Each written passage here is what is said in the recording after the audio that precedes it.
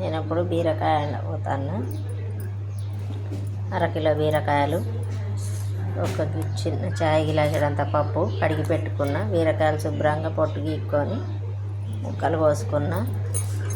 ఇవి పచ్చిమిర్చి, ఒక ఉల్లిగడ్డ, 2 పావుల నూనె పోసి పెట్టుకున్న. ఉల్లిగడ్డ కోసి అంటే నూనెలో వేసిన.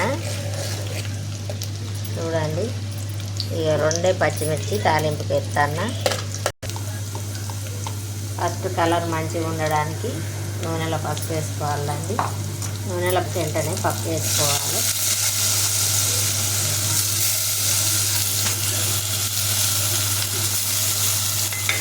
పప్పు కొంచెం నూనెలో చూడాలి. కొంచెం సేపు నూనెలోకి వెళ్ళాక బీరకాయ ముక్కలు వేస్తా. ఇప్పుడు బీరకాయ ముక్కలు వేస్తాను.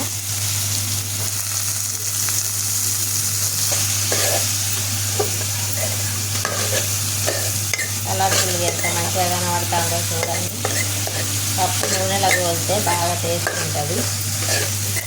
ఫస్ట్ పప్పు వేసుకోవాలి నూనెలో ఎప్పుడు బీరకాయ కూర.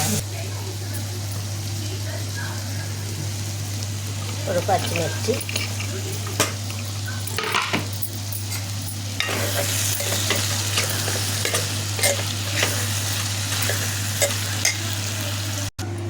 ఒక 2 టమాటాలు, ఇప్పుడు టమాటాలు కోసేసిన.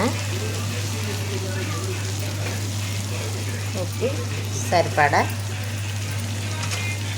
ఇప్పుడు కలిపి కొంచెం సేపు మూత పెడితే ఉమ్మటిల్తుందండి. మంచిగా నూనెలు ఉడుకుతుంది.